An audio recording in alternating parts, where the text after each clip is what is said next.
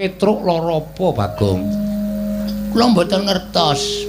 Dokter niku mboten menemukan penyakitnya. Lho. Dokter ora nemokke penyakite. Mboten. Manten menonton dokter nggih wis ana. Ora apa-apa nggih. Kula gawa teng Pak Mantri niku Pak Mantri malah men nyedaki bakul kuwaci. Jan wis ora tata. Awong di teri wong lara kok blas ora dipriksa. Malah dhek ngombe obat sedina ping 3 jan wis. Ora wae. Iki tenanan mau lah. Serius niki. Iya Bagong, aku ora bakal wola-wali. Kurantawati matur kaliyan aku Kanjeng Rama yen to nyuwun pamit durung. Durung aja kesusuman kita kaya Prabu Baladewa. Wong kowe kok kaya Prabu Baladewa, gareng kon mrene. Apa? Timbali Ndara Kresna. Nah, yen ngene komplit aku le dawuh ora kepenak to. Kok suwe men ra teka-teka? Sikile niku becik. Dadi nek mlaku niku suwe. Duh keseron aku le. Mesti krungu kan. Anggere diecele cacat nangis kelara-lara.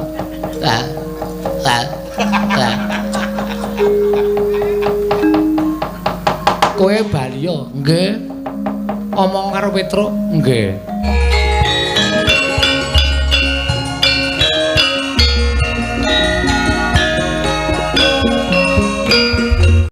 Al-Fatihah kunjuk Kiseno Nugroho.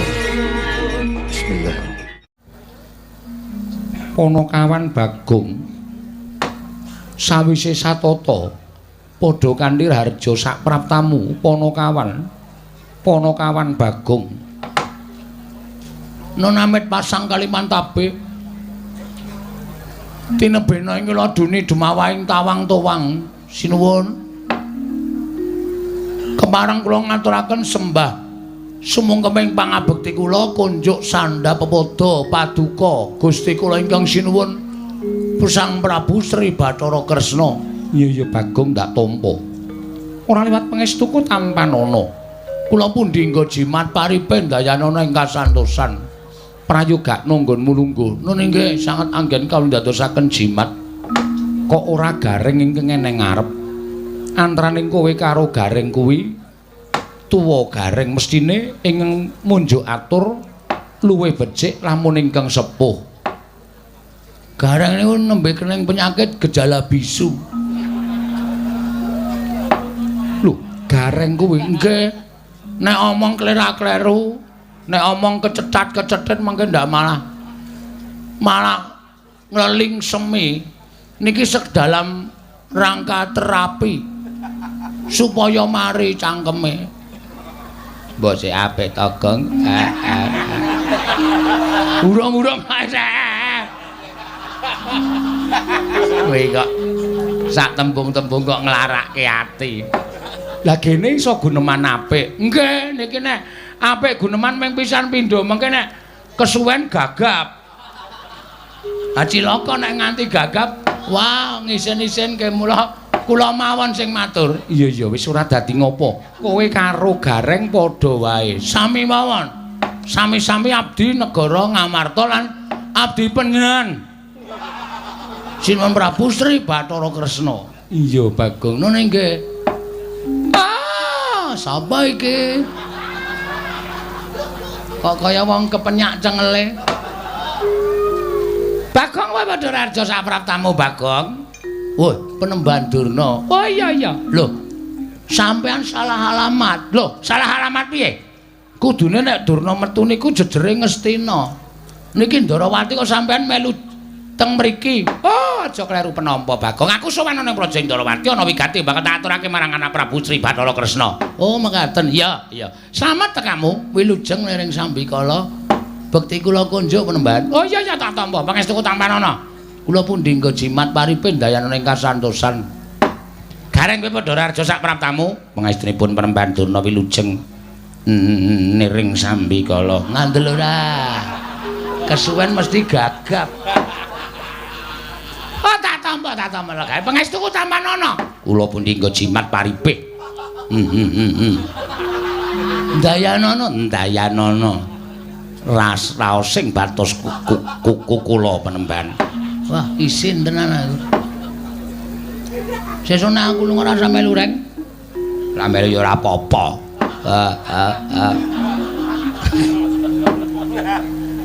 Bagong Padharjo sapraptamu. Pangestunipun sinuwun Prabu Mandura wilujeng bekti kula konja sinuwun. Yo tak tampa. Pangestuku tampanana. Kula pundi nggo jimat paripe ndayan ing kasantosan. Garing Padharjo sapraptamu. Pangestunipun sinuwun Prabu Mandura wilujeng. Nering sambi kula kepareng kula ngaturaken sem. Semut cengelmu kuwi. Sembah pangabekti kula kunjuk. Yo tak tampa.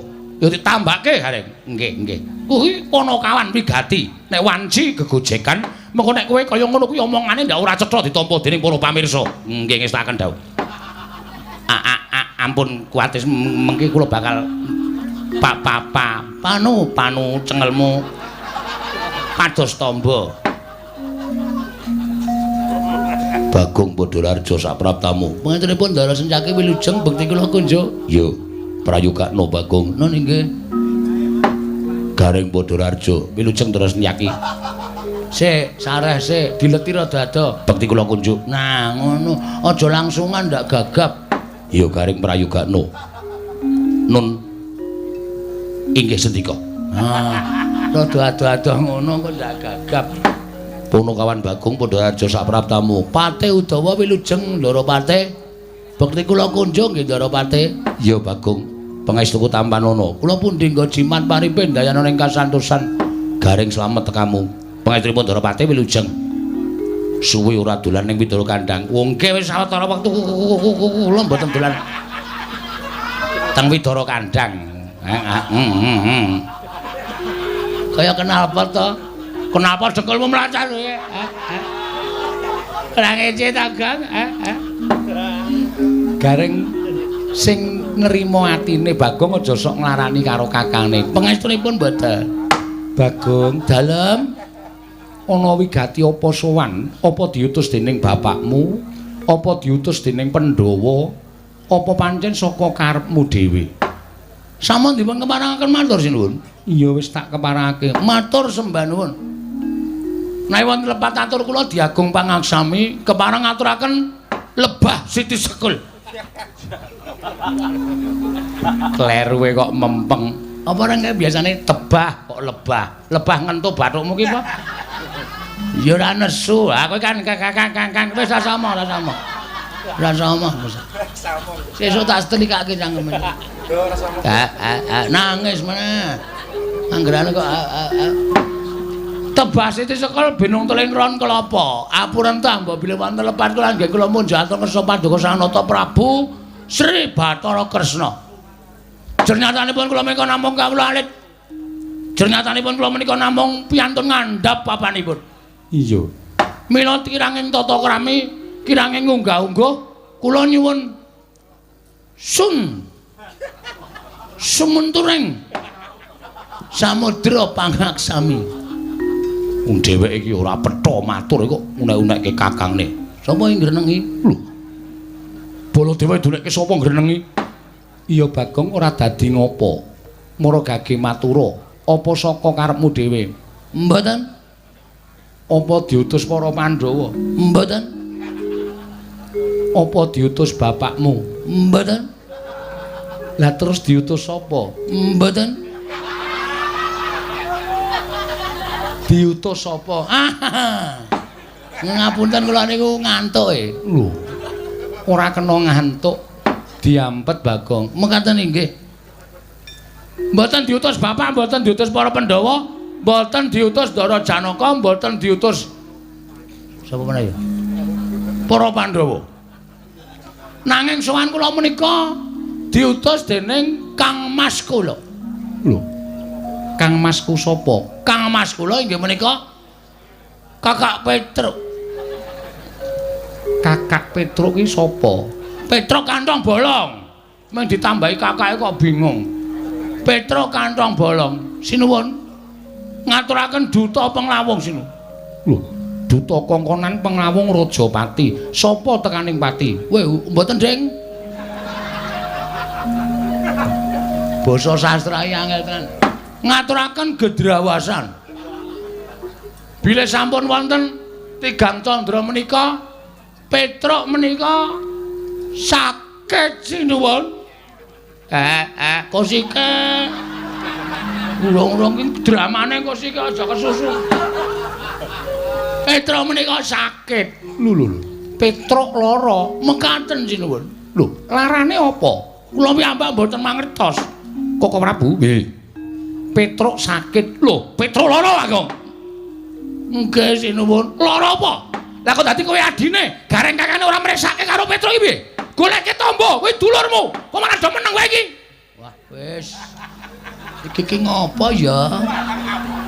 Wong lagi dilapori kok wis nesu lho. Lho, aku ki ora nesu. Ning aku ki tresna karo Petruk. Petruk ki ora ketang sithik tau tate ngundang Baladewa. Ning nganti Petruk lara, kowe ora wadul karo sapa-sapa, ora matur karo sapa-sapa. Kudune kowe matur karo para Pandhawa. Ora kok matur ning Dwarawati. Sik ta, niki mboten perkara kula niku njaluk sumbangan nggo nambahke Petruk mboten. Ning niki niku wonten perkara sing ajeng kula aturke sinuwun Prabu Sri Bathara Kresna. Sampeyan kendel sik. Meneng sik iso ora? Hah? Urung-urung guys gawe tratapan. Kene iki lesuman wis diati-ati. Kene mung omong Petruk lara kok wajane diaposine diramane kaya lho. Sabar. Hah? Wong urip nang alam donya kuwi kudu sabar. Sabar ki ana watese. Ning tetep kudu sabar. Hah? Alon-alon kula tak matur. Yo, tak rungokke. Nggih. Petruk lara apa, Bagong? Kula mboten ngertos. Dokter niku mboten menemukan penyakitnya. Lho. Dokter ora nemokke penyakite. Mboten. Jaman semanten pun nonton dokter nggih wis ana. Ora apa-apa nggih. Kula gawa teng Pak Mantri niku Pak Mantri malah meng nyedaki bakul kuwaci. Jan wis ora tata. Awong di teri wong lara kok blas ora dipriksa. Malah dhek ngombe obat sedina ping 3 jan wis.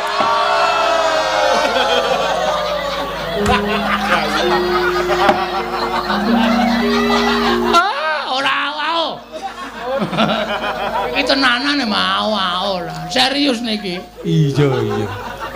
Mangkelake kok senengane. Lah terus sapa sing goleki penyakite utawa lelarane Petruk? Ha, nalika semanten kula pun matur ta niku kula presake teng dukun nggih dukun niku pun ditropong nggih. Napa jenenge nika? Semprong.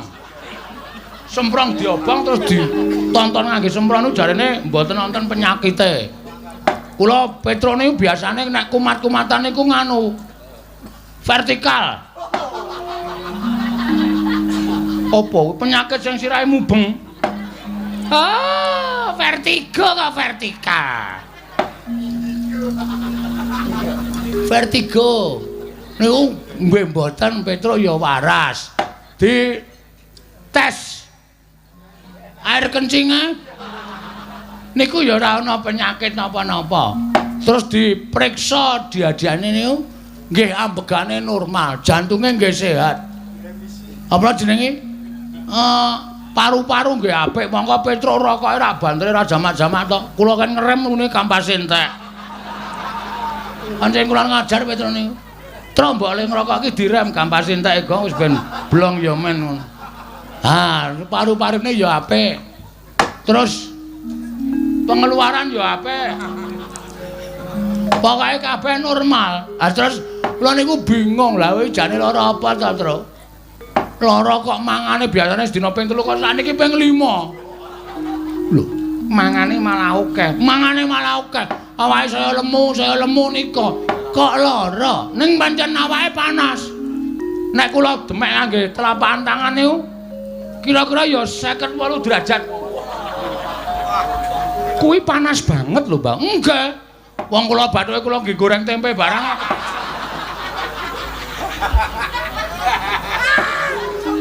Ngono to? Enggak.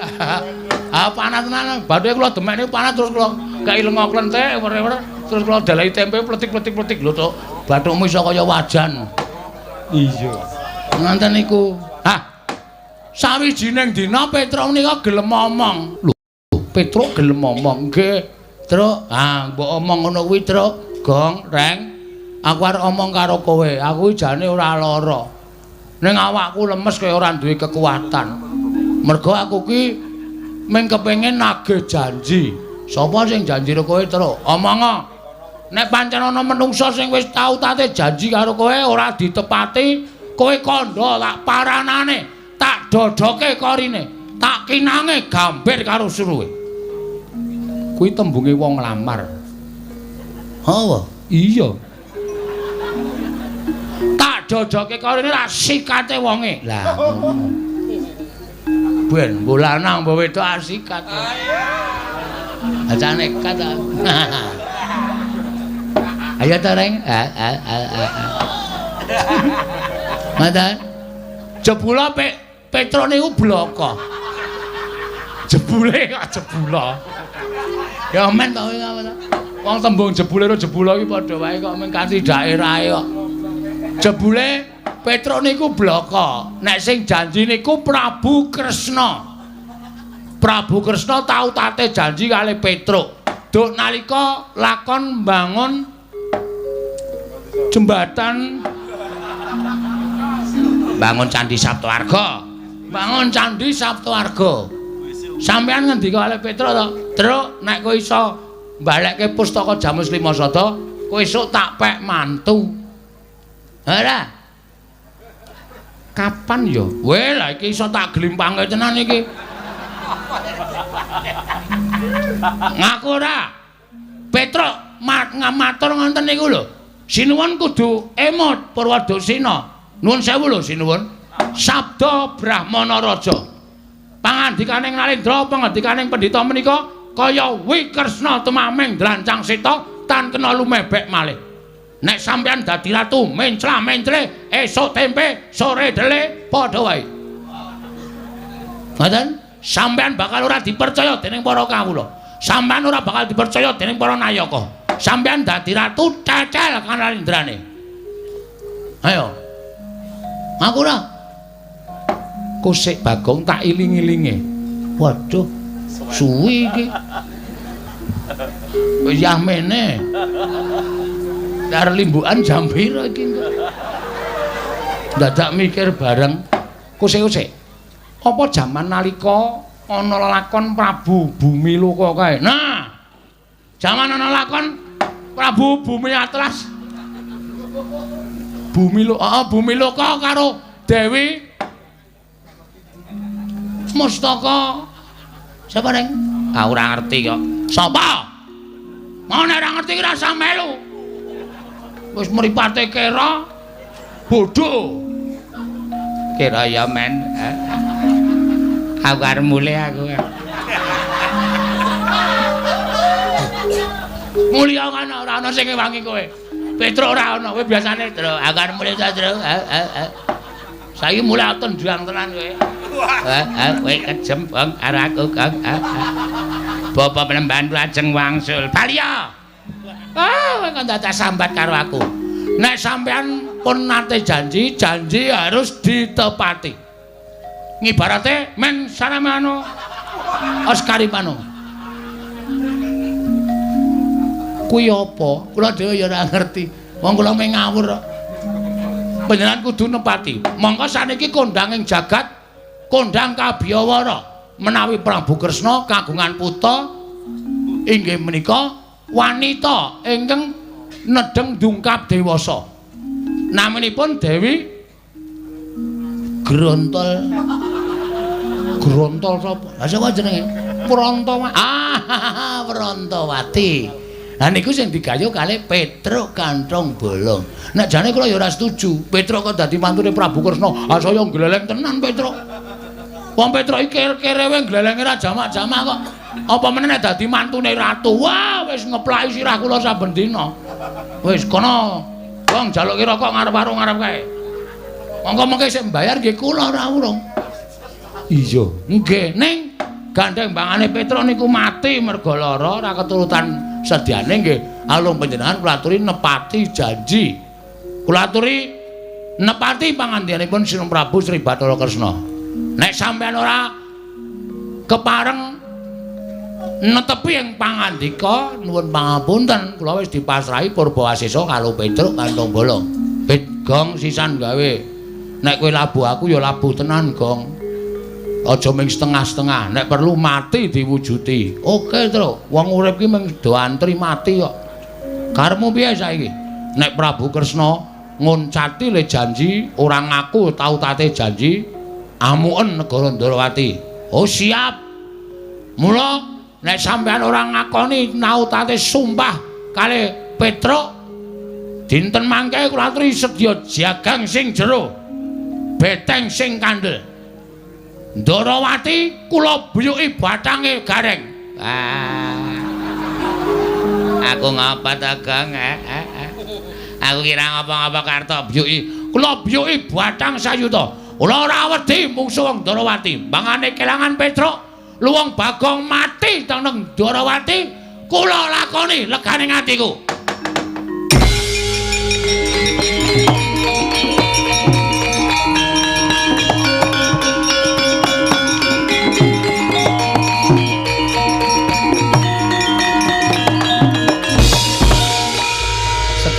Wono timbalan. Kowe arep ngopo? Kula sajaipun kok panas krungu suarane Bagong. Dadi kepeti. Santai wae, ora usah dadak kemrungsung. Kowe mau guneman piye? Guneman nek Rantawati ora diwenehke Petruk, tak aturi jaga jagang sing jero beteng sing kandel. Tegese kowe nantang karo wong Ndarawati. Ora, aku mareng ngejak sekak wong Ndarawati.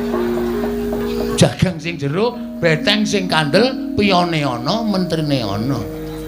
Kan kuwi main sekak. Kapok ora kowe.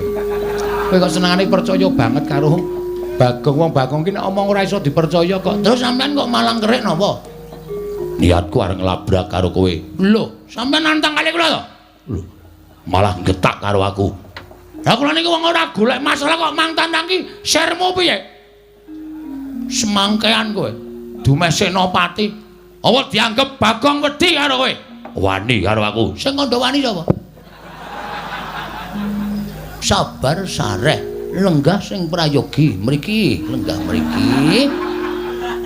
Ngapurancang ning ngarepe ratu kok malang kerik sak penake dhewe. Kagungan rokok mboten? Ora. Go tak caosi. Niki ngimbing rokok dum-duman. Kapok ora kowe sencaki kalah karo Bagong. Niki niku sing nesu dudu sampeyan kudune. Nek sing nesu sampeyan nek beda lakone. Sing nesu sapa? Ah sampeyan niku ora tau maca naskah. Niki sing nemu nesu dudu sampeyan. Sing nesu mengke ana wong sing nesu. Bagong. Nun. Yen aku arep maringake kelawan kowe, iki ana sing nglamar Rantawati. Ha iki masalahe nang kene iki lagi terurai semuanya. Sinten sing nglamar Rantawati? Durna Bagong. Ajeng diwenehke arep diwenehke Lesmana Mandrakumara. Lesmana iki wong kentir. Lesmana iki wong peka karo dirabekke iki sing do nglamar iki do nganggo utek apa ora? Iki lagi asli iki.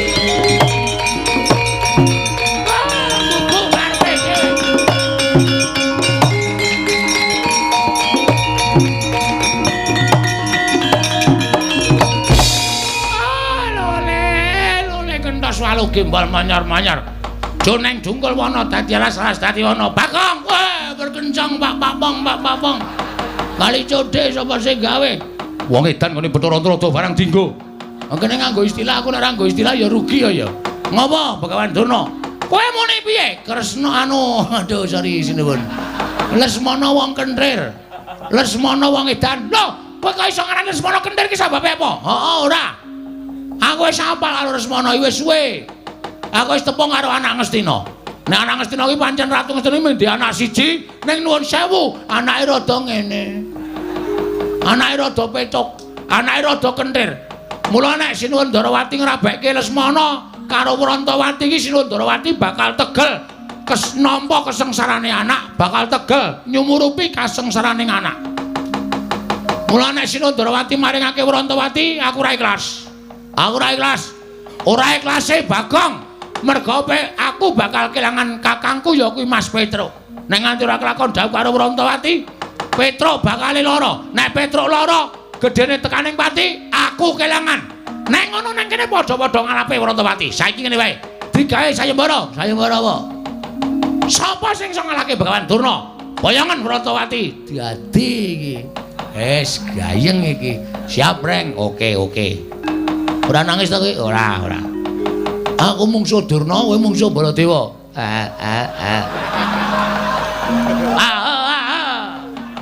Grisani wong wareg. Anggere weruh terus ngrus wetengku ora. Ngono wae, Reng. Siap. Ora usah nangis. Niki sayembara sampean. Teng pundi pamane wong neter kanthi dayan. Wah, metu jaba. Wah, cundha manik jeblok bertempur.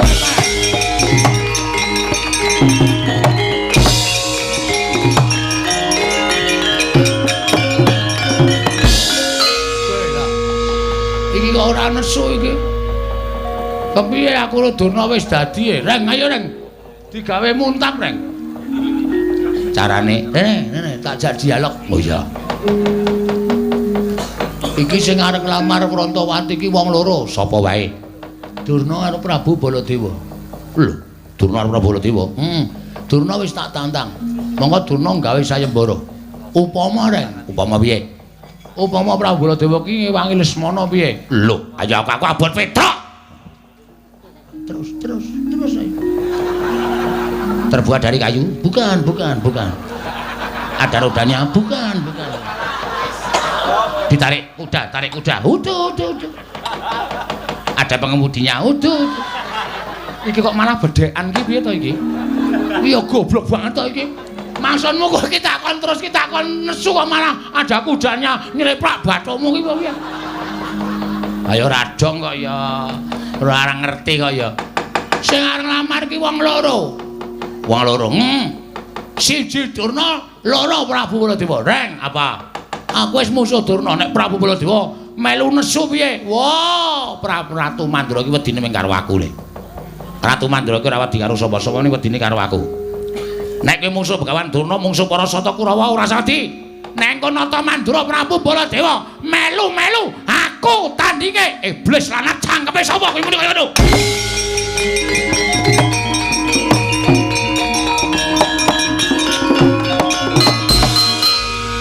Sapa sing arep nantang Baladewa sapa? Sapa sing arep nantang Baladewa sapa?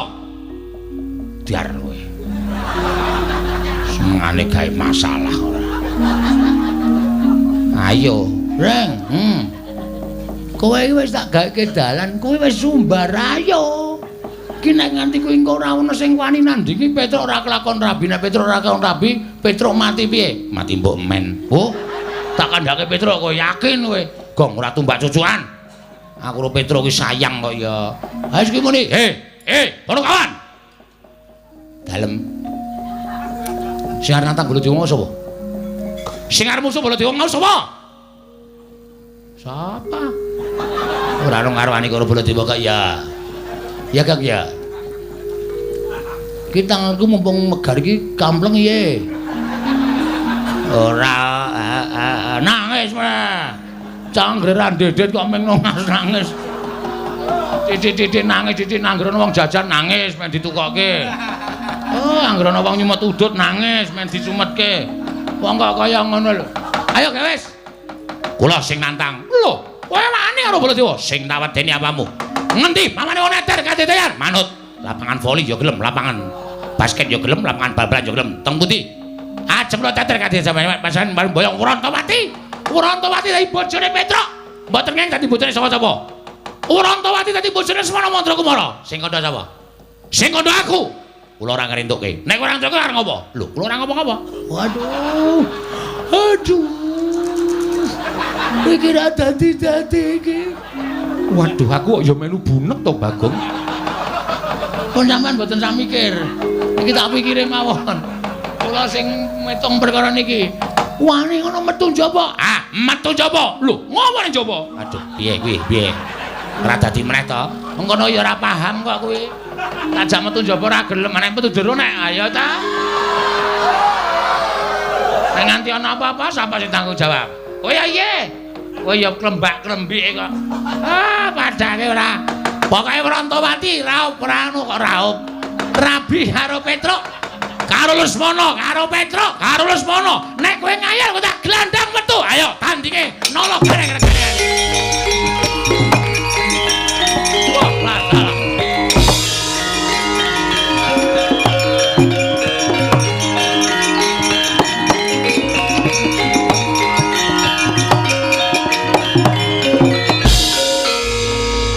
Lah iki piye wong nantang kok ora dirampungi wis padha mlayu metu kok malah do tetenguk. Ya alon-alon metu kok dipaksa. Ya Reng, ayo. Aku ya alon-alon. Wis ben. Aku metu karemu ora karemu. Manut karo kahanan pokoke. Wis kono padha budalana ningke ngestaken dawuh. Ning aja gawe kapitunaning para kawula ya Bagong ngestaken dawuh nala garing sepuluh aja gawe kapitunaning para kawula ngestaken dawuh Bagong nun engko nek Durna sing maju kowe ora usah melu-melu jotosane oh siap wah nduk jago siji meneh Reng Setyaki wonten dawuh kowe iki ngopo kowe iki ra entuk melu-melu kowe iki rombongane sapa piye rombongan Jawi lah kok melu jotosi karo Durna ki sirmu piye sengit ora seneng engko nek nganti Kurawa ngerti Kurawa mbelani Durna kula ora wedi kurubut Kulawa yen kok Prabu Baladewa prisa kowe didukani kok Prabu Baladewa nek pancen kudu ngono kula ora wedi karo kok Prabu Baladewa pancen kuwi ngayal kok sakarmu arep wangi Bagong sakarmu ora sakarmu ngewangi no wah Reng apa ngaso iki awake dhewe meng paitan swara iki ayo sing temandang Ndara Sencaki lho ayo ora iso aku kehilangan nama nek nganti Ndara Sencaki omong so Prabu Baladewa piyai sing padha mresani iki do ngenteni mengko jam-jam setengah siji jam siji engko do ngenteni gareng nek musuh Baladewa iki kahanane kepiye ngono iki mbubarke apa ya struktur ya wis ngono aku ora sida ngewangi. Wah, cangkemmu elek kok, Neng.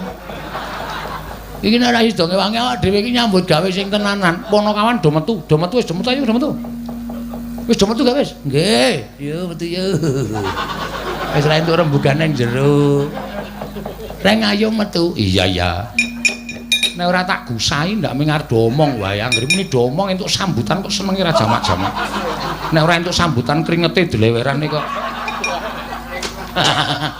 Ngecewe. Iya. Neng iki saiki wis ora usah dadak golek sambutan, aku metu wis viral. Wah. Sing kandha sapa? Kok Prabu menika Nalindra kok gunemane kaya ning kampung. Aku ngruruti karo Bagong iki lho. Sampun, matur nuwun sing. Ya, sing ati-ati nggih. Oh. Lah. Edian tenan. Ora tatanan. Arang ketrucut kena yo, randene yo. Wong angin kok digiring iki lho. Udawa kok mesam-mesem.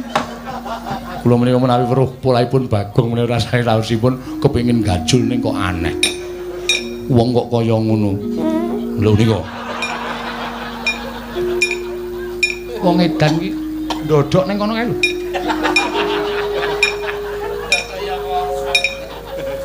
Setyaki wonten timbalan. Budana kang padha seba ingsun kondur ngedaton nggih ngestaken dawuh. Sayepine ingsun lagi bingung perkawis. Udawa tulung kae tendangan kon lunga kae.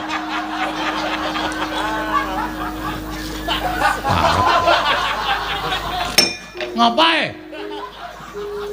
Jare arep metu isih ngadeg nang kono. Kuwi nang nggo mlaku matal-matal e.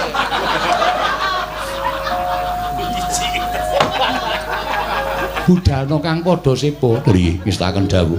wonten napa paduka kula wau paring dawuh bilih paduka sajaipun nendheng Sunggawa pusaka Ndarawati oncat pusaka Ndarawati oncat iya senjata cakra ilang saka padokaning pusaka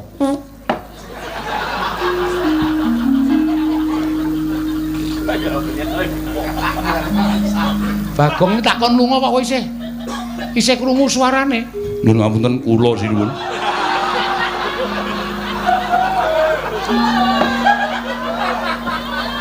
Udawa inggih nyuwun pangapunten budhal kang padha seba ingsun kondur kedaten nulisaken dawuh nyuwun pamit madal pasilan sing ati-ati aja kaya bocah cilik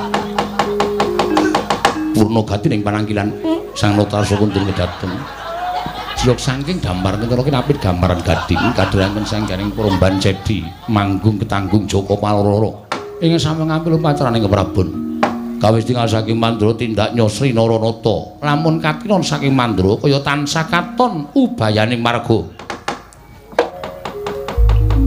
Ndara Kartomarma iya Bagong aku sing goleki karo kowe nek pun ketemu manut tak bondo tak krincung sikilmu didhawuhi dening Bapa Penemban Durna kinen ngundurake kowe aja nganti pisan-pisan mboyong lawan Dewi Wrantawati. Ngerti yo Dewi Wrantawati bakal didhawuh dening ya kuwi anakku Lesmana Mandra Kumara. Semanten ugi kula Ndara. Nek nganti kula wangsul gagal mboyong Dewi Wrantawati kula kelangan Petruk mula mbangane Petruk mati mongko Petruk menika rol-role Panakawat. Petruk niku anake bapak nek Petruk mati bapak sedih. Nek bapak kula sedih, wong sedih niku mesti kencokan penyakit. Nek bapak kula sedih kencokan penyakit, bapak kula lara. Nek bapak wong lara niku kembange mati. Petruk mati, bapak sedih, lara, mati. Wah, ya iso tumpes kelor. Mula mbangane Petruk mati luwung kula mawon sing kudu iso budidaya ngalahke Kurawa. Lho.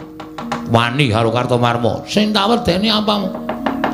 Wani aja linggo ning ngisor. Ayo ngadeg padha karo Kartomarma. Nandhake yen pancen kowe sewani karo Kartomarma. Kula teng ngisor mawon. Sebab ya apa? Wis kula seneng teng ngisor. Pun kula teng mriki mawon. Wangkal karo Kartomarma candhak. Siramu tak jebleske lemah pecah dadi loro. Weh, wonge akeh kok mung dadi loro. Deke pirang-pirang men adil. Wah, kowe iki geneman cara apa? Cara wong. Kene marganing patimu pangga tak ayoni Ndara Kartomarma.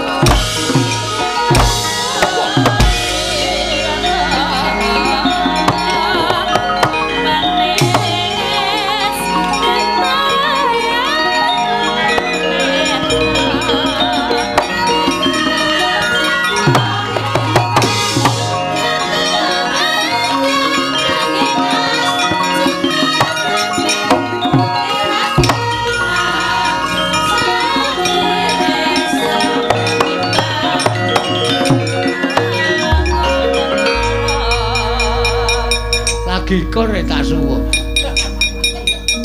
Mula aja ngawur. Lah ngawur piye wong kadane suasanane kudu suwuk kok dadak ngenteni. Nane rebo ducung lu mayu mungkur. Bagong kowe tak tulungi. Nggih, matur sembah nuwun nggih, Den. Padha-padha. Kok sampean peduli kali kula? Sing sae niku sampeyan peduli kali bencana mboten kali kula. Bagong nun, aku ra mentolo yen to kowe diajar para sata Kurawa. Iki mau kowe dikapake karo Kartomarma. Rek kae nggih kaya arwani ning jebana pancen kula niku wong kalahan. Diantem banting duncalke kula wis matek iki. Nek nganti tiba teng aspalan mesti babak bundas kula. Untung wonten sampean. Bagong, Nun. Tahe wangi. Leh kungi wangi iki ndelik-ndelik. Nggih. Aja nganti konangan Koko Prabu Ndrawati. Yen konangan aku didukani. Pun mangkene wonten dukane Sinu Ndrawati aku sing tanggung jawab.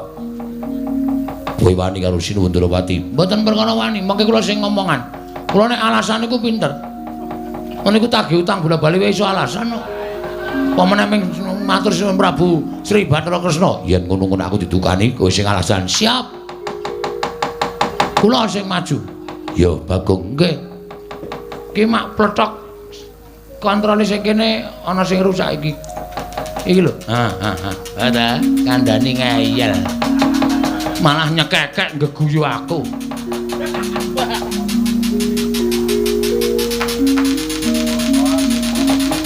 Yo. Pun tindak mriko. Ya Bagong.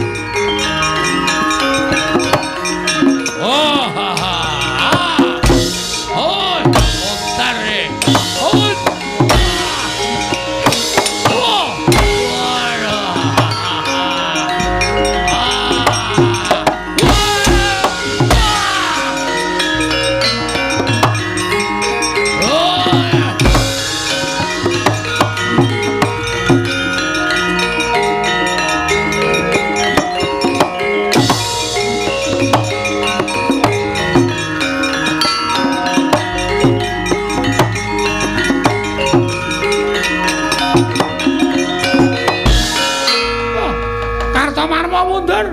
Iya, Bopo Penemban. Ing ngatasé musuh Bagong kok kalah. Kowe iki derajate kadang nata lah kok dadi musuh Bagong kalah ki piye? Mboten Bagong yang majeng. Lho sapa? Setyaki. Setyaki? Iya, kasinggihan. Setyaki ngamuk punggung. Sajaipun Setyaki mboten mentala nyumurupi Bagong dipun kroyok dening para sata Kurawa. Tumunten piyambakipun tumandang karya Kurawa bubar mawut mboten kanten-kantenan. Lah kok dadi Setyaki melu-melu ngewang karo Bagong iki kepiye? Wong Darawati iki ngerti adil apa ora? Padha-padha mboyong Dewi Wrantawati aku Setyaki ngewang karo si Bagong iki karepe kepiye? Kula semanggaken Bapak Penemban. Kula semanggaken. Nyatanipun Setyaki ingkang ngamuk. Surtayu? Inggih. Kaya diamuk Setyaki. Sami mawon kaliyan pun Kartowarma. Kula dipun amuk kaliyan pun Setyaki. Kula semanggaken.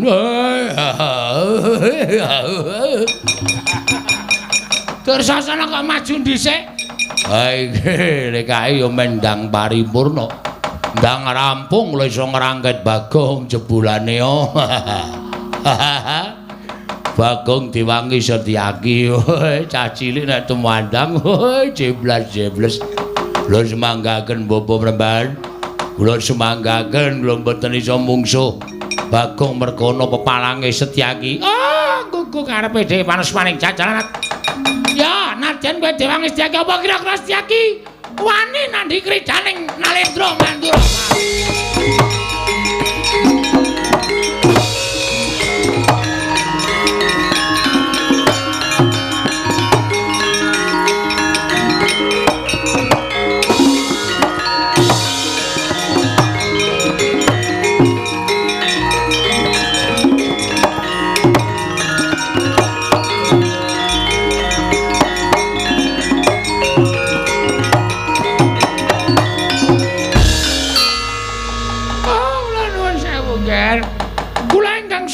Anak Prabu. Oh, dulu. Inggih. Sampeyan kok mundur niku pripun? Oh, inggih kula ingkang badhe muncatus patung Anak Prabu Baladewa. Jebul pinanggipun tiyang Darawati menika mboten adil. Lho, mboten adil kados pundi?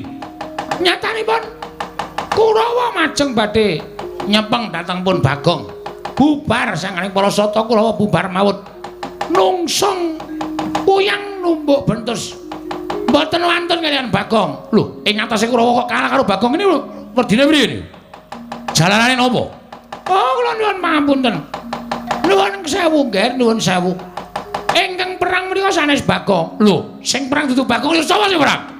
Ingkang perang menika Setyaki. Bagong dipun rencangi Setyaki. Lho. Kyai Prabu Darawati ora elek-elek karo Setyaki. Jenenge wong Darawati ora adil. Setyaki kaya Bagong yen ngono Baladewa ngewangi sata Kurawa.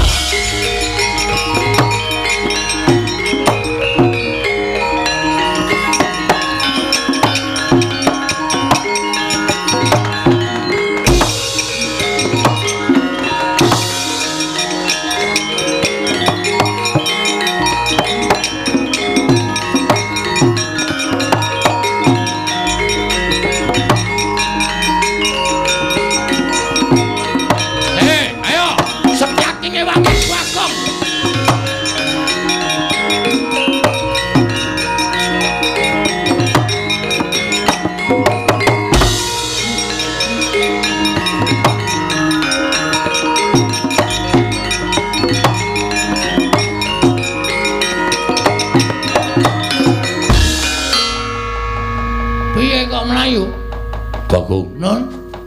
Aku lagi wangi cukup semene wae. Waduh. Lek golek tenaga kangelan sampean mboten ngewangi. Bagong, non. Sing maju dudu Kurawa meneh. Sapa? Kowe Prabu Mandura, mongko nggawa Kyai Nenggala. Sumbar-sumbar yen Setyaki ngewangi Bagong, Kowe Prabu Mandura ngewangi Kurawa. Saiki wis maju ning pabaratan nggawa Kyai Nenggala. Sampeyan wedi? Ora wedi, ning aku wedi yen ditukani Kowe Prabu Darawati. Aku engko sing ngomong. Tenang to. Iki ana MC-ne. Rasa kuwatir, aku engko sing ngomong Prabu Kresna. Nek Prabu Kresna pancen arep nyalahke karo sampean. Sampean bener. Sampean niku mbelani kalih kula. Kula wong ringkih, kula wong cilik, kula wong bodho, kula ming kawula. nek kula ajeng dikeroyok Kurawa sampeyan duwe rasa mbelani niku tukul saka jiwa kasatria sampeyan. Iya. Nggih. Ora usah wedi. Mungsuh Nenggala wedi. Nenggala pusaka ampuh. Gunane apa Setyaki duwe gada wesi kuning? Jupuk. Tantang Baladewa, Nenggala karo gada wesi kuning menang endi? Ngono. Engko meng ngono kok mundur. Wah, dipiki presane bae akeh. Isin Setyaki Senopati Ndarawati kok wedi karo Nenggala. Gada wesi kuning diturun Nenggala kira-kira menang endi? Men disekseni piyai akeh. Ngono Bagong ke? Ya.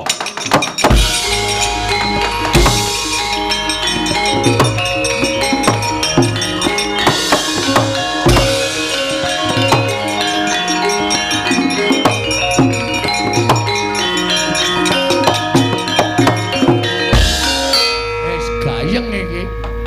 Nek ngene iki aku kudu cepak-cepak mulih iki. Engko nek nganti aku didukani Sinuwun Ndarawati ra iso omong aku. Monggo kae gawa gada wesi kuning karo Nenggala. Wah, pecukan gada wesi kuning ditu karo Nenggala pusaka ampuh. Dues. Sinuwun Ndarawati clorot. Ana ngopo Setyaki? Reng, ngapa? Montore jukur saka parkiran. Iya.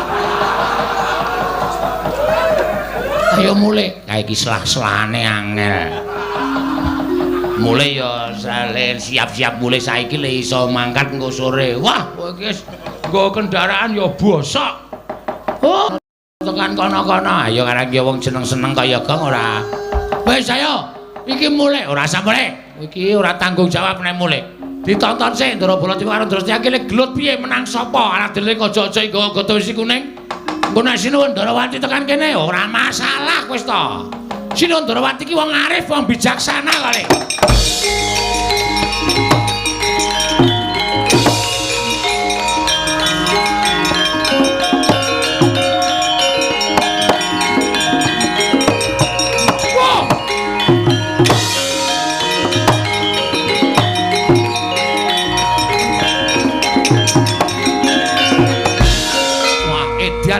Pancen Setyaki wis diniyati tenan yen to mbelani karo si Bagong. Lho, ngliga pusaka Garba Ruji Kyai Gada Wesi Kuning. Dasar Purnyata. Koko Prabu pancen wis niat mbelani Kurawa gawa Kyai Nenggala. Mentala karo Bagong, mentala karo Setyaki. Wong Tegelan kudu dimungsi wong Tegelan. Lho, kowe wani karo Baladewa? Nuwun sewu, mboten ateges kula wantun. Nenek Bagong tekaning pati saka Kyai Nenggala kula ora nrimake. Kok gawa Wesi Kuning? Yes ben, ayo jajal ditu. Wesi Kuning karo Nenggala menang endi? Edian. Ora edan iki tenanan. Lho. Wah, dalah. Arep nyoba pusaka kadewatan Jaja Kyai Nenggala. Diban Gada Wesi Kuning pecah. Wah, mati tenan aku. Tak tegeli kok ora wis. Setyaki, Setyaki.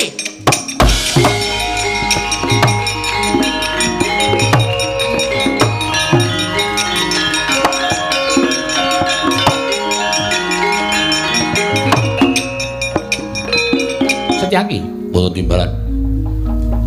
Sing ngakon sapa? Ana ing Paramatan Agung Negara Ndarawati iki mau, kowe ra wis matur karo aku, Koko Prabu, kula badhe ngrencangi Bagong aja. Iki dudu perkaramu, iki perkarane Bagong karo Kurawa. Lah kok kowe mbadal, kowe nrajang wewaring nata Ndarawati? Malah kowe ngliga Kyai Gada Wesi Kuning. Meh wae didu karo Kyai Nenggala. Lah ya kuwi, Kandan-kandanane ngeyel Setyaki. Iki perkarane Kurawa karo Bagong kok. Begawan Durna wadul karo aku yen Kurawa bubar ora karu-karuan mergo diajar diamuk karo Setyaki. Mula pun Kakang ora trima.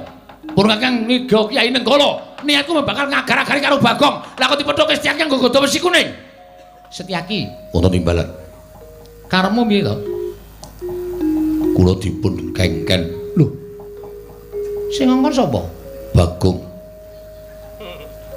Bagong kongkonan kowe Nyuwun tulung kalian kula supados kula ngunduraken Kurawa. Wila caidan tenan kok. Bagong ngrene. Hi. Bagong, Nun, tanggung jawab. karo sapa? Sinuwun Ndarawati. Beres ngakurono aku. Saiki kon mrono. Iki lagi perlu ya, sik tak tanda tangan sik. Tanda tangan apa? Mbok iki sak ditandatangani apa aku ya rundeng. Ayo Brono, bareng aku ora gelem tak ketak sirahmu. Heeh, santai-santai. Kono dhisik. Nggrono. Heeh. Nggih. Anggere ora rene aku didukani kok Prabu wis tak ajan. Nggih. Endi? Mangkir mbiyen. Edan timbali ratu kok semoyo. Bagong. Bagong, Nun. Rene.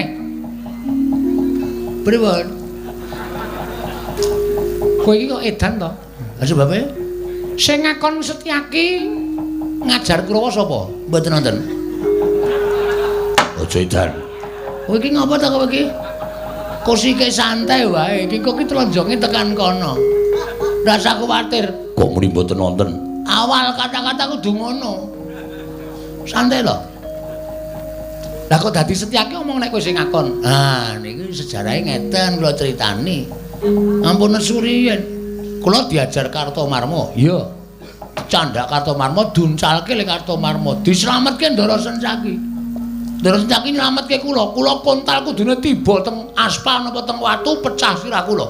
Kalih Ndara Setyaki disaut cek dinduk alon-alon. Terus suwuk gamelane. Terus kula rangkulan karo Setyaki. Matur nuwun nggih, Den. Bodho-bodho ngoten.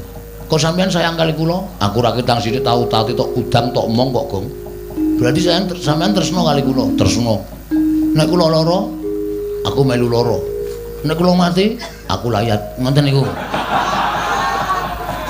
Sing muni ngono niki Ndara Setyaki. Nek kula dijotosi wong sampean weruh niku kira-kira ati sampean pripun? Aku ra mentala. Padahal kula dijotosi Kartomarma. Lenggah. Bagong tak aturi. Apa jeneng kuwi? Ngaso. Kurawa tak ajari. Ngoten niku sejarahe. Lah tegese Setyaki Wonten dawuh. kowe ora dikon Bagong. Gong mbok tanggung jawab. Iki engko tekan kono, santai wae to. Lagi tak rembug. Saniki kula tak takon karo sampean. Iya. Nek Setyaki duwe rasa welas kali kula kleru. Lho, ora wong Setyaki kuwi tau tate tok udang, tau tate tok mong ora ketemu sedina. Nah, terus nek Ndara Setyaki niku ngeman kali nyawa kula kleru. Ora. Nah, terus nek Ndara Setyaki niku ngewangi kula mongko kula dijotosi wong. Ya kuwi Kartomarma. Napa Setyaki kleru? Ora. Lah ya wis. Ora kleru kabeh kok sampean niku. Kuwi lah dalah edan iki. Ora edan iki asli. Matur nuwun Bagong. Padha-padha. Santai mawon. Iya. Kok Prabu? Piye? Kula nuwun sewu, kula ingkang nyunaken pangapura. Lho, linggo ngapur to. Iki minggat to. Oh ya omong kok ya. Nuwun mapunten menawi Setyaki nggadahi krekat lan karakat kados mekaten menika. Namunipun ra inggih memper to Prabu. Lho mesti Setyaki ngitung-ngitung. Kurawa tekan ngene sing gawa aku. Ing ngembeta panci panjenengan. Ning nek Kurawa didhawuhi karo Begawan Durna kon njotosi Bagong menika napa ya memper? Lah Bagong menika namung ijen kaliyan Gareng, mongko Gareng awakipun kados mekaten menika. Tangane cekot sikile bejing mripate kira kon perang. Ampun rasane Gareng. Gareng nek dinake mripate cekot, sikile bejing tangane cekot itu nangis. Oh lho jaluk ngapura. Wah, wis santai reng, wis ora. Ndara Kresna ketrucut kok. Arep mulai wae aku, Kang. Bariki mulai bariki ya. Menika kula suwun sewu, menapa inggih panjenengan mentala. Tur saniki kula nuwun sewu. Ya piye? Namung sami-sami badhe ngrebat dhateng pun anak kula Wrantawati kok direwangi gegeran ngono lho. Menapa mboten nami lingsem? Lho, sing marahi dudu aku. Inggih, sakmenika sampun. Mboten sisa ngrembak sapa sing marahi ndak malah ora rampung-rampung perkarane. Mergi kula misah kaliyan panjenengan kaliyan Setyaki menika awit wonten atur ing badhe kula aturaken. Ana atur piye? Anak kula Wrantawati sareng kula dangu Wrantawati kowe dilamar iki karo si iki. Lah kowe milih endi wong ayu? Wrantawati matur kaliyan kula. Kok Prabu? Kanjeng Rama, kula menika dipun wengku sinten-sinten kula sagah. Nanging kula ngertos Kanjeng Rama menika nembe sisah. Amargi koncatan pusaka Ndarawati senjata cakra. Mila sawenika ngaten mawon, Kang Prabu kundur wonten negaring Astina, munjuk atur sanipun Nyai Prabu Duryudana. menawi Lesmana saged ngaturaken senjata cakra wonten negaring Ndarawati, Urantawati kula aturaken dhateng Lesmana Mandra Kumara njaluk pamit Yayi.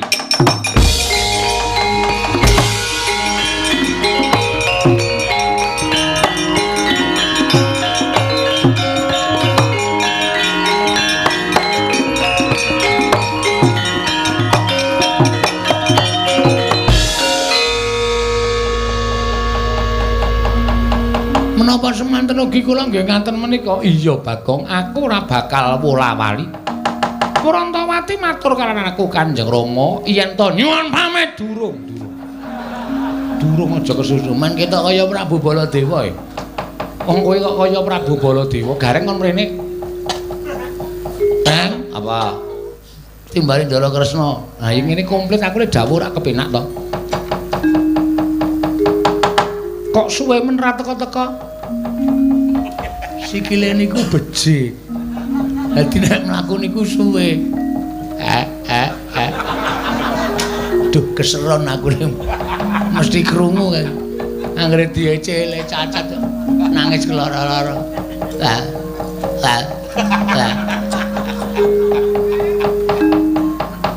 Kowe bali yo? Nggih. Omong karo Petruk? Nggih. Petruk bakal tak wengku dadi mantuku netepi janjiku. Nggih. Nek ya Petruk kudu iso ngaturake senjata cakra. Waduh. Lelang dek kapan wis ora perkara kuwi prilang dek kapan ora usah tak takon werna-werna. Mergo aku wis ngerti ukaramu kaya ngapa kuwi aku wis ngerti. Kowe iki mung senengane guyon sembur-sembur adas. Iya ta? Nggih. Ning nggih nyuwun prisa mergo hitungan Jawa niku iso mbok menawa kula iso ngitung Jawa. Ilange nek ora karo dikliya dina. Anggara kasih, anggara wis ketembung anggrek. Kasih iki cinta. Cinta sejati memberi bunga anggrek. Ngopo iki ra ngomongke kowe lho? Ora. Wis kono omong. Nek Petruk ngaturake senjata cakra, Petruk bakal tak pek mantu. Nek ora ya wis. Ora bakal tak pek mantu kaya janjiku. Nggih, nyuwun pamit nggih sinuwun. Iya sing ati-ati. Kula tak wangsul, tak ketemu Ali Petruk, tak omong apa anane Ali Petruk. Iya sing ati-ati. Nggih, sembah nuwun. Kula nyuwun pamit sinuwun. Iya sing ati, mbok gareng iki digendong. Ampun dirasani to. Iya ya. Lali aku. Sampun kula tampun wangsul ketemu Ali Petruk tak ngomongke apa anane. Iya Bagong sing ati-ati aja kaya bocah cilik. Nun nggih, ngestakaken dawuh sinuwun. Jarine tangga teparo sing nganti tekan talingane bapak Petruk lara. Lah kok iki wis waras. Bareng wong tuwa teka iso tenguk-tenguk. Kowe lara apa ngapa? Matur bapak. Nala Gareng piye? Petruk pun bloko kalih kula, Pak. Bloko perkara apa? Jane piyambakipun menika mboten sakit. Ning pancen gugat istilahe. Gugat karo sapa? Kali sinuwun Ndarawati. Lah sebabe Petruk tau tati dijanjeni nek iso ngasta kundur pustaka Jamus Lima Sada badhe dipun pek mantu. Lah Petruk niku krungu nek sinuwun Ndarawati niku duwe putra Dewi Warantawati. Sinambi neter ketrimaning urip, Petruk kepengin nagih janji sinuwun Ndarawati. Mbok ya wis Petruk, kowe iki mung drajating wong cilik. Kowe iki mung panakawan. Ora usah dadak werna-werna. Mboten perkawis werna-werna, Pak. Ning kula mung kepengin ngugemi pangendikaning sinuwun Ndarawati. Malah Petruk wis utusan kalih ingkang putra Punala Gareng. Kowe diutus nendi? Wonten Ndarawati matur wigatosipun ning sinuwun Ndarawati nggadahi pepanggil reruba. Nggadahi syarat. Lah, syarate apa? Setunggal. Menawi masuk kantor mboten kenging mawi kaos.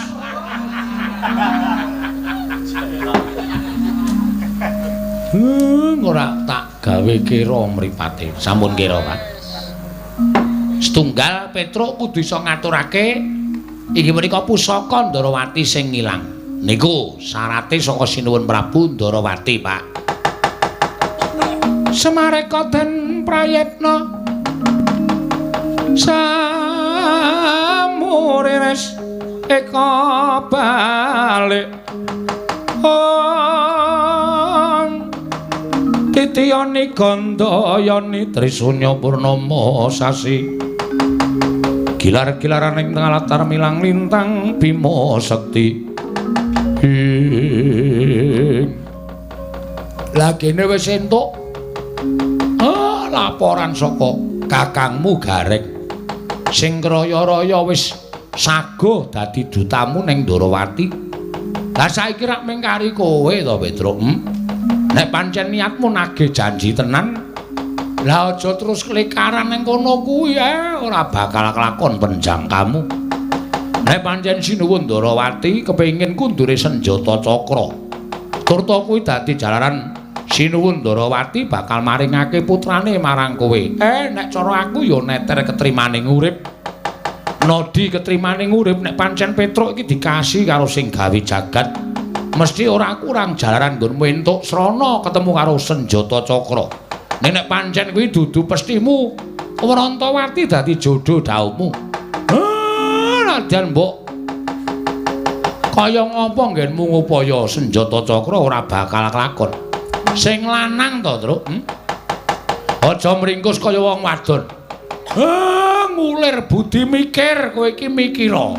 Nek pancen duwe niat ya tumandang karya ora klekaran kaya wong lumpuh kaya ngono kuwi, Petruk.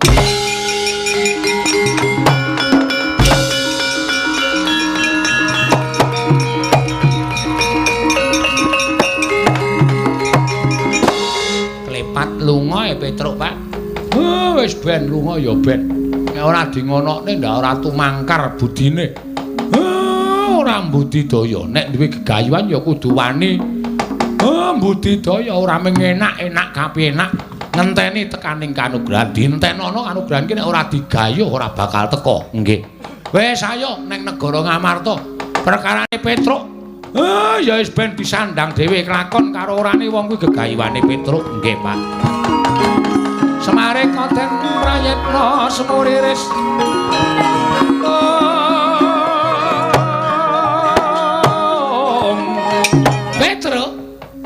Bu Kulun Rada, ya ulun ingkang prapta ning Janaloka. Ulun ngerti pesambat kita. Kan kita kepengin nagih janji kelawan nata ing Ndarawati kapireng dening Purbaning Wang Maha. Nasa ya Sang Hyang Manikmaya. Tumulin uding lan panjenengan ulun minangka duta supaya merapi kalan jeneng kita kula Petruk Kantong Bolong. Matur sembah nuwun Bu Kulun. Ya. Wuruhanori, Wuruhanira. Puruhanira Petruk. Yen ta ulun prapta ning jagat iki sayekti bakal paring pitulungan kelawan jeneng kita. Pitulungan menapa Bu Ulun? Kita bakal ulun paringi pusaka. Ngaran Parisuli. Suli bambu. Ora sembrono. Parisuli iki pusaka. Iki dadi sarana kita nggone bakal ketemu karo senjata cakra jaranipun nek wis ulun paringi parisuli iki mlaku mangidul bener aja menggok aja nganti kita tumoleh terus ngidul terus wih lah tekan Parangkusuma kuwi lho wis ora sembrono kita iki syarat oh nggih matur nuwun kaparingana pilun ya Petruk Kantong Bolong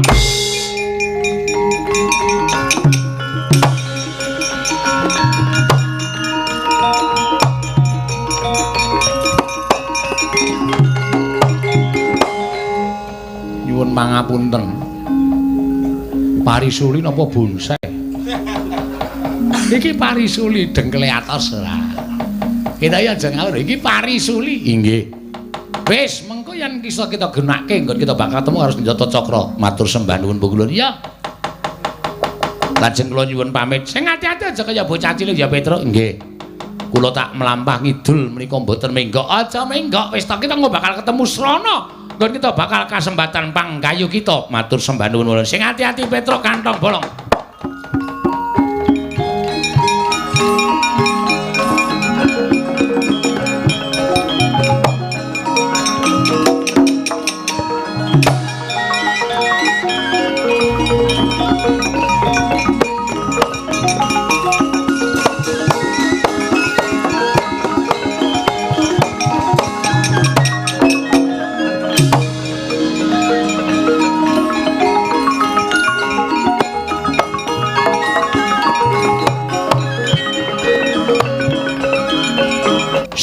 Adi Agung Pangaksami.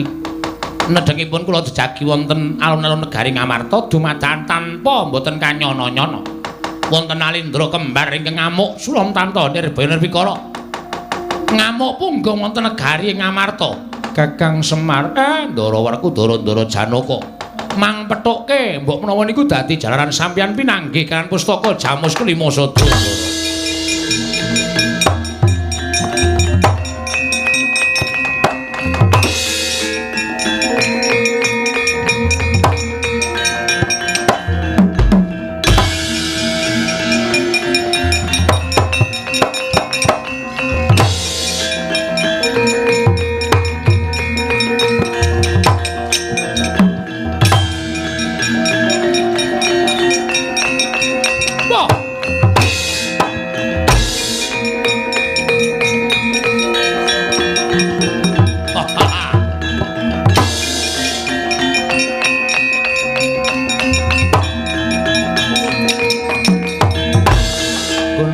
Ganjing langit kelap-lapaton lir kincanging risang mawe gandrung Yayi Jaya Sudirga Kakang Jaya Lenggara miturut kabar sarta wasitaning dewa ingkang tak tampa Panakawan ingkang kudu dadi tumbal mau sayekti mapan ing negara Ngamarta iki wis tekan papan pernahing negara Ngamarta ora padha duduhke diamuk wae Kakang ayo Yayi Jaya Sudirga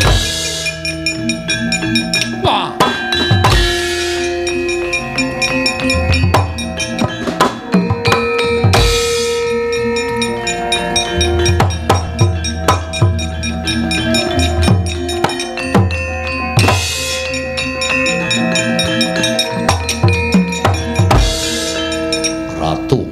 sapa Jaya Lenggara Nalindra ing pulo gedha kencana ayo Pandhawa duwe abdi ingkang sarwa dawa pawakane tak jaluk tanggo tumbal wah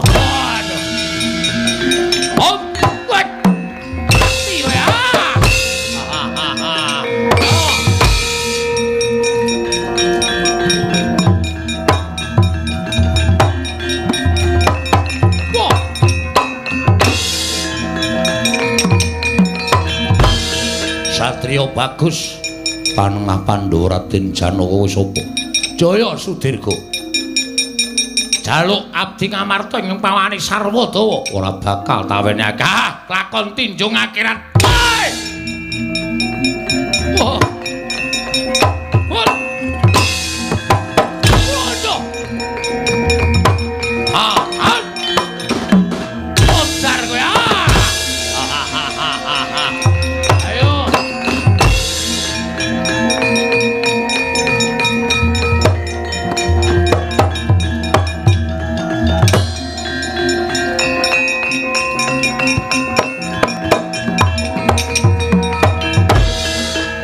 Ndara Ratu Kembar Nyata Digdaya ngisih siyung aku dicokot Kakang Semar awakku krasa ora duwe kekuatan pancen ora sak baene awiden golek wong sing iso ngalahke Ratu Kembar nika sapa pun to sampeyan mangetutke laku kula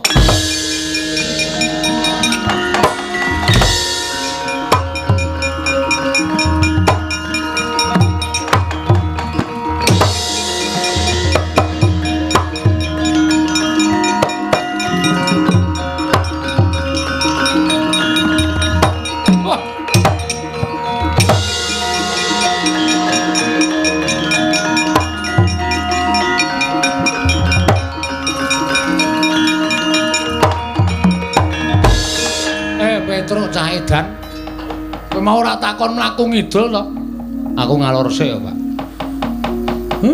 kok ketemu nang kene lah ya ora ngerti kaya mbok menawa keparenging dewa ngono kowe piye lakumu ketemu pukulun Bathara Antarada ketemu Antarada heeh terus diparingi pusaka mbuh pusaka iki gunane nggo ngopo kowe diparingi pusaka karo dewa Pak pusaka kuwi gage gunakno Petruk iki eneng pigunane.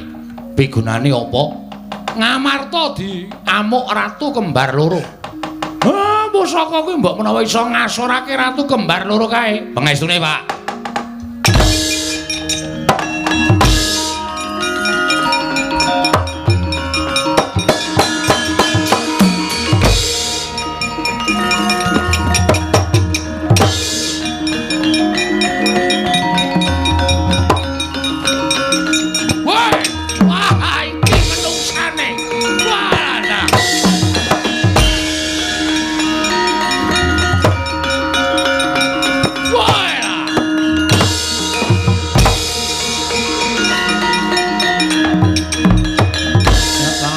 pangwana gelar pandan moncar tinon lir kekonang surem sorot tetahan padang waladal Yayi Jayastirga Kakang Jayalengkara iki menungsane ana menungsa pawakane sarwadara irunge dawa cangkeme dawa tangane dawa wudele dawa sikile dawa mbok menawa iki ingkang kudu dadi tumbal negara Pulung Kedah Kencana ora sakakan gunung tanpa guna dirangket menungsane dadekke bekakak ning negara Pulung Kedah Kencana mangke riyen Mang Bekakak Petruk ning carane sapi dijagal sik Mas ora mung waton dicekel nek sapa dicekel sampeyan iso mateni Petruk sasari Sandara Langit wah candak dadi tumbal candak go ning negaraku legane atiku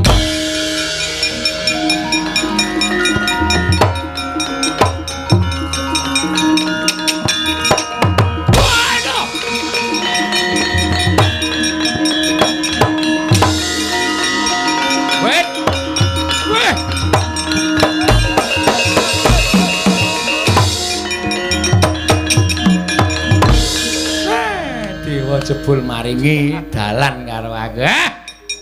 Mir. Semir. Reneo.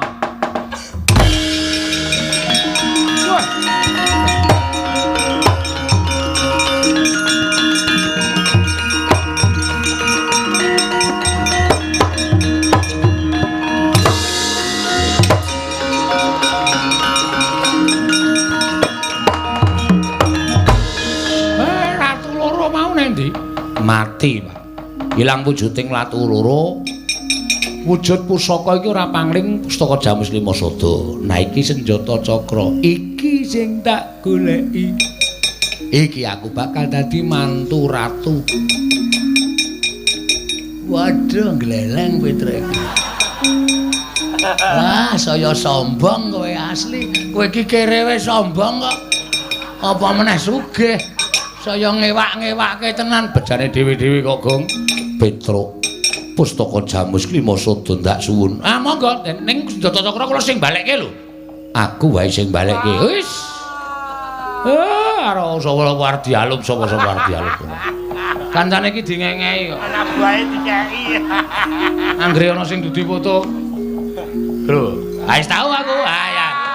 Wah, cilaka acarane. Wah, pahit. Wah, pahit is. Ya wis pustaka Jamus Lima Sada wae. Ah, nek senjata cakra kula sing balekke mawon.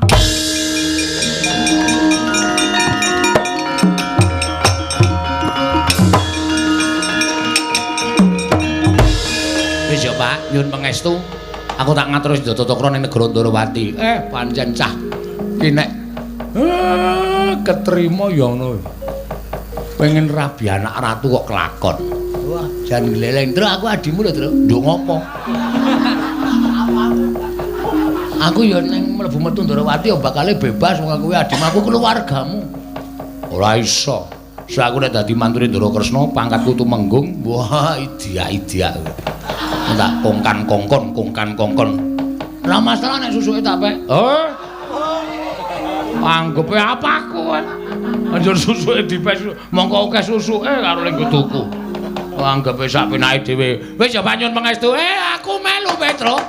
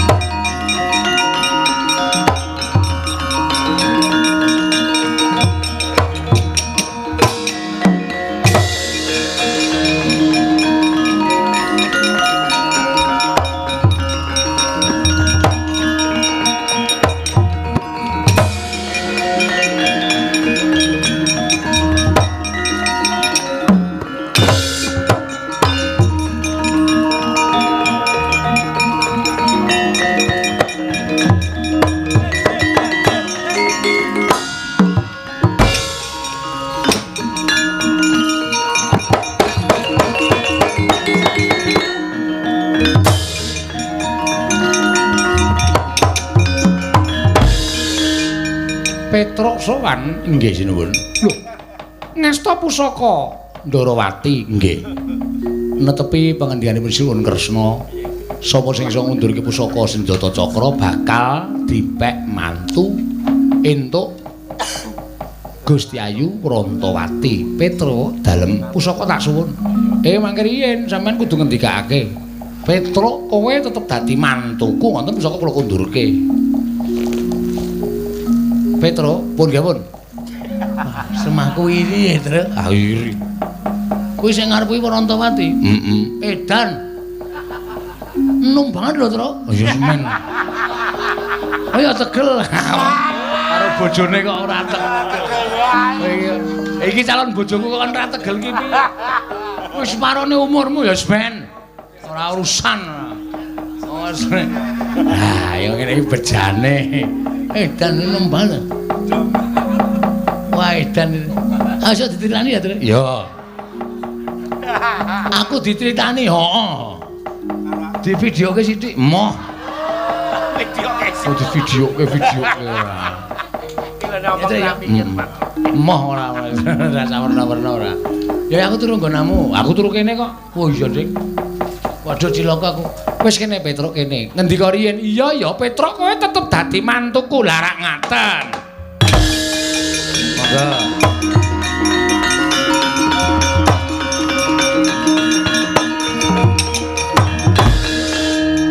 Prantawati kula wonten dawuh jumbuh kelawan sumpahing wong atuamu kowe kudu nampa ya.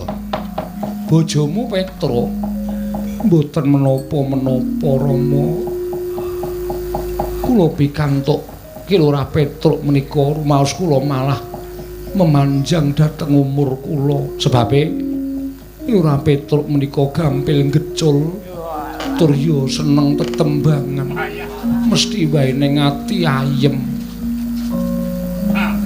Ki Lurah.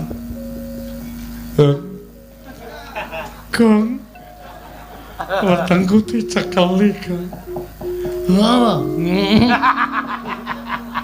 Rasane piye, Tru? Wis ngene urung.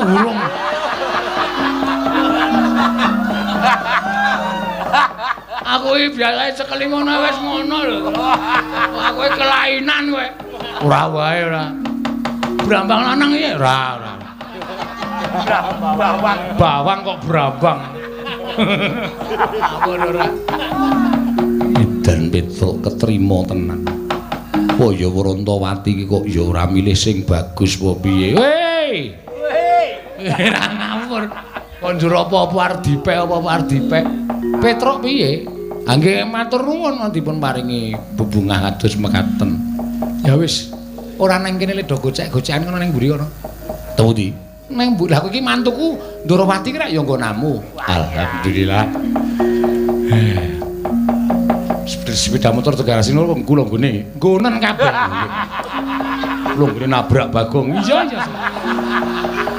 Tak selenggarake ondasku terus. Ha iya.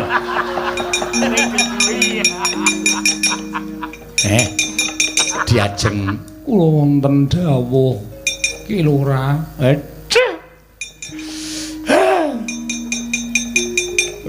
Menurut kowe, Gong? Heeh. Saka ngendi sik? Iki lho pasuryane ayu kabeh, rambuté janges ireng, alise kandel, wah irunge mancung, lambene abing kayak kene iki.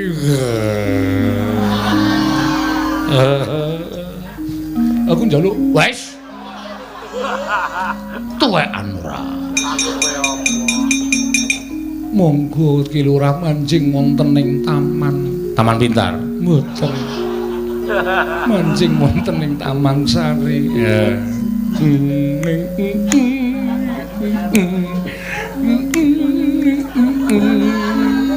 Wis ya, Kang. Heeh. Direkamke suarane terus. Agak. Suarane kok direkam ora. Wedian. Tesih gadah putri ora. Nek kirek wedok duwe. Niku mang jodoke biawak mburi sampean kowe dasmu kuwi. Amplong mencelat lho. Mung ditawani kirek. Ya wis kudu nrimo angke bejane dhewe-dhewe kok ya. Kowe ngopo e Gong nusul iki? Andela kanan ndara wae ora iso kowe iki abdi kok. Aku adimu lho, Tru, kulawarga. Minggir tenan minggir. Tru lel ngrungake iki ora nggo sikil. Kok sombong banget kok kowe? Nggih, aku arep dahar. Edan iki ingkang semene iki anggo kowe. Menika kagem nggih Lurah Petruk sedaya. Waduh, aku ceker terus. Moh. Meng ceker. Emoh. Duduh. Emoh ora entuk. Engko wae nek sakut bamaem nek gari balung krokotana. Sia-sia. Nek ngisor kursi ngono kuwi ling rokoti ya. Iya. Semangkean tenan Truk kowe. Bagong tangane. Kuwi cangkire sapa? Kae cangkire sapa Diajeng? Menika cangkir panjenengan kagem munjukan panjenengan. Lah, krungu ora? Kono kowe ngombe. Ledeng kan. Tenan. Iki kamare sapa ya? Kamarku. Waduh. Gong ora nggo nglekar ngono kuwi tak. Nyoba kasur aku. Oh, kasure jeneng ora usah dadak obah. Kuwi obah pisan kentul. Saking apike kaya. Nyanyi Prabu Ndorowati. Walah. Kabar kawantar sumebar ring jagat. Yen to ingkang bisa mbaleke wujuding Tata Cakra Petruk Kanambala. Petruk tok dadekke mantumu. Apa kowe ora isin? Apa kowe ora wirang? Petruk iki gedibal 17 wong elek nyolong mripat. Petruk iki mung batur. Ngatasé Ratu Ndorowati kok duwe mantu batur ki arepe piye? Aku ora trima. Ndorowati tak jaluk tak dam karo Lesmana Mandra Kumara. Ora tak wenehke. Aku ngamuk nang negara Ndorowati. Minggir jangkae. Ayo, wani mboten? Aja mungsuh kula menika wong ringkih. Kula menika pawakane kemawon kawon kaliyan Paduka Prabu. Ning ana sing wangi Kresna. Perkudara sagu to? Sagu. Kon muni-muni meneh suwae cangkeme. Ayo saiki. Sawa iki gawe rame. Ganggu kakangku Petruk. Ganggu ya men. Walah. Waduh Petruk. Wong ora wani kok bengak-bengok ora. Mudhar kowe. Kapokmu kapan? Tiba saka lemari aku. Lah kowe iki arep ngopo? Arep nginjen. Anje-anje lemari malah geblak. Aduh. Sirahku lara Truk iki kudu dibaringke, baringke njoben ngono. Arep baringke ning kamarku ora. Truk, ben. Ora. Truk. Edan kowe iki ketegelen, Truk. Ki lurang. Mulih. Sanane ngomah. Ben. Nemeng tuwae ngomah ana. Wis men luweh. Sanane ngomah. Menawi kok ora bubade duka mengsaipun kula. Samenika ngaten kemawon. Ora sandhakaken gunung tanpa guna. Wong Petruk menika ya abdi kula. Upama kula menika ndadekke mantu Petruk padha karo kula menika ngangkat derajate Petruk apa ala apa ora prayoga. Ning aku diutus dening Kyai Prabu Duryudana kon ndhapke Lesmana Mandra Kumara. Perkara kelakon lan boten menika monggo. Wong nyatane panjenengan ora iso ngaturake senjata cakra kok arep dhawuh karo sapa? Dhawuh karo sapenake dhewe njur. Apa-apa kudu menang, apa-apa kudu menang. Larae njaba. Kusik Werkudara, kusik. Sabar. Serete. Wong gerang gawe kisra, gawe geger. Nek ora trima Petruk dadi mantune Ratu Ndorowati, ora trima karo Werkudara. Petruk ya abdine Werkudara. Ngono yo. Mboten namung Kakang Mas Jodipati nek mboten tarimah monggo abenajeng kalian Janaka. Petruk ki anakku. Nek ora trima Petruk dadi mantune Ratu Ndorowati. Ayo nyoba piye mungsuh Semar. Kapokmu kapan kowe? Krubut wong pirang-pirang wani no mboten. Nek wani ayo metu jaba dikrubut wong pirang-pirang. Nek ora wani meneng mawon. Ya wis.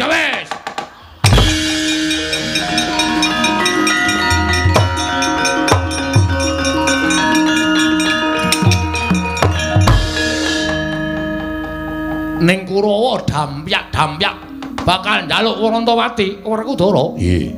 Kurawa singkirna. Ya.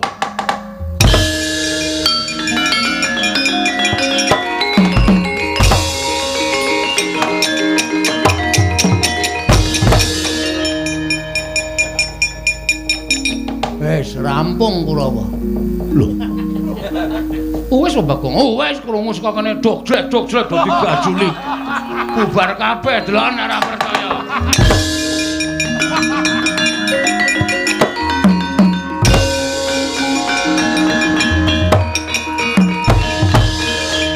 Lho, Werkudara wis rampung. Wis. Dursasana tak candhak tak tendang. Kartomarma tak candhak tak buang. Surtayu tak tendang kontal.